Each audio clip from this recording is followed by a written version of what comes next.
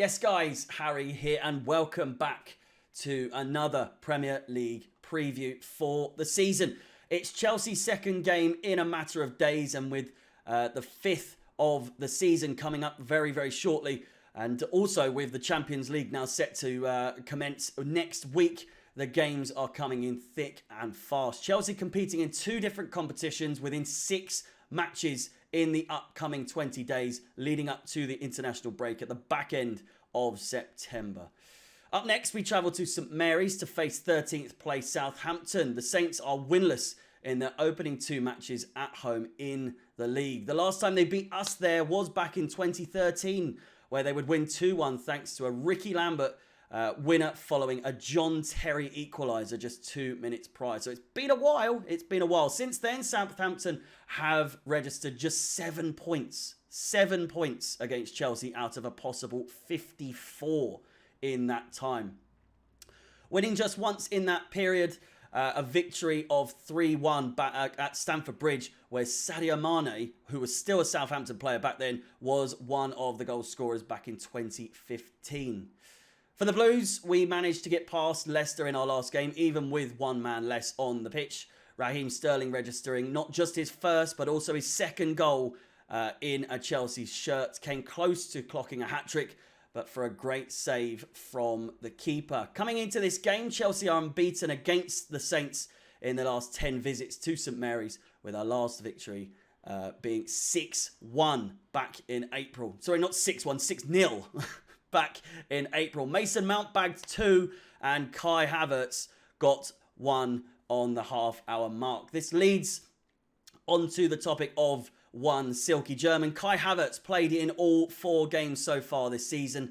He has registered 0 goals, 0 assists, 0 big chances created, and 1 big chance missed, which leads on to what I'm about to go through here. As you can see, the stats in all their glory. Again, 4 games played, 0 goals, 0 assists, 0 big chances created, and 1 big chance missed for the silky German. 6.54 of an average rating. Average, to say the least. He's been woeful.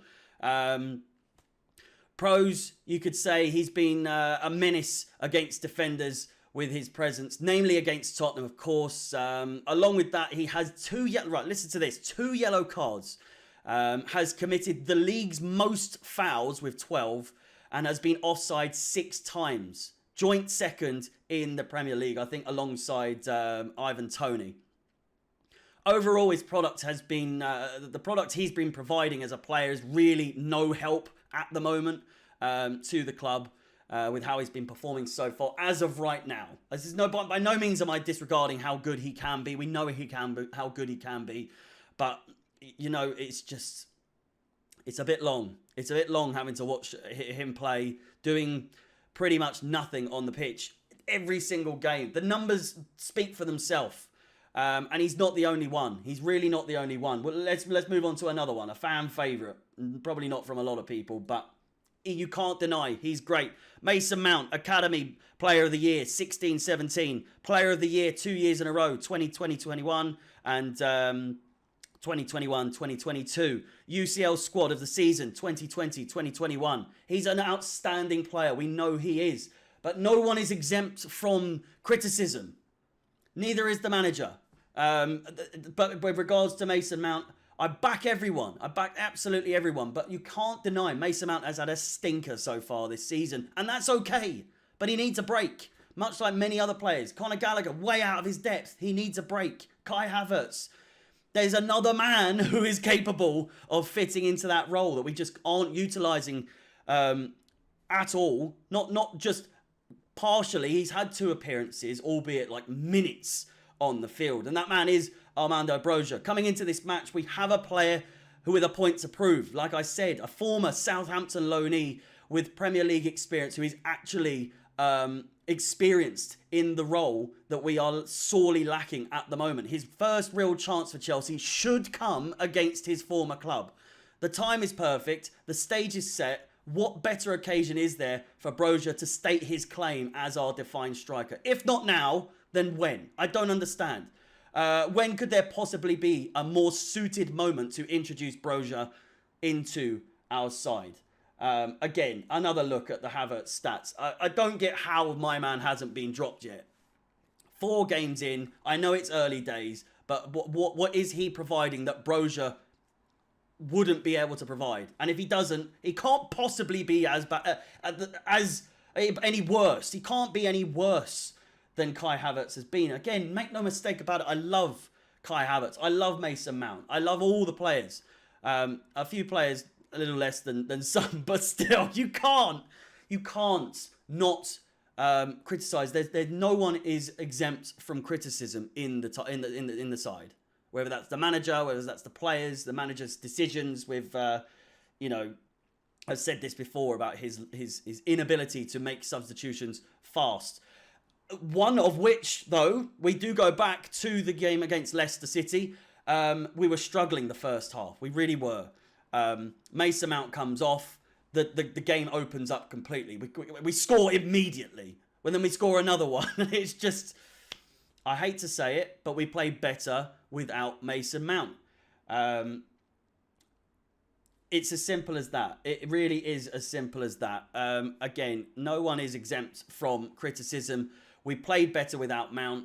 The certain style of play, the formation, the tactics that we've been using whilst Mount has been on the pitch just aren't working whilst he's on there. Once he came off, Cucurella was given much more of a chance to go down the left-hand side, and the game just opened up so much more.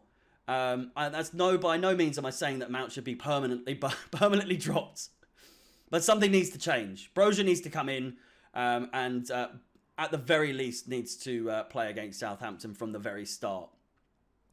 Predictions-wise for this match, supposing we avoid another red card, which again I said in the review of the last game, needs to be nipped in the bud.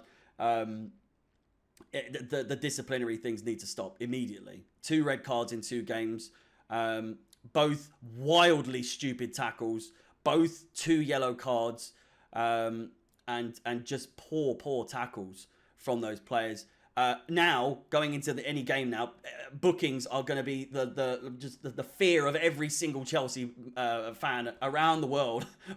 Any time someone gets booked, especially the more reckless ones, you're going to be thinking, my God, they're going to get sent off. I know it. And Tuchel won't make the subs.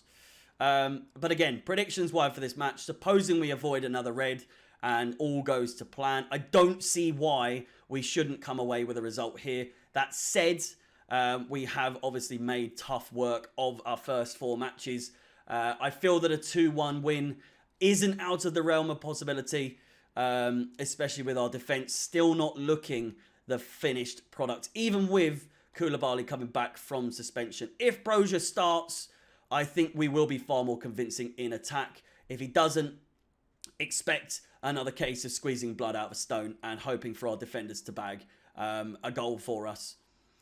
With that said, I think it's going to be 2-1. I do see us conceding, though, unfortunately, but I do see us coming away with all 3 points.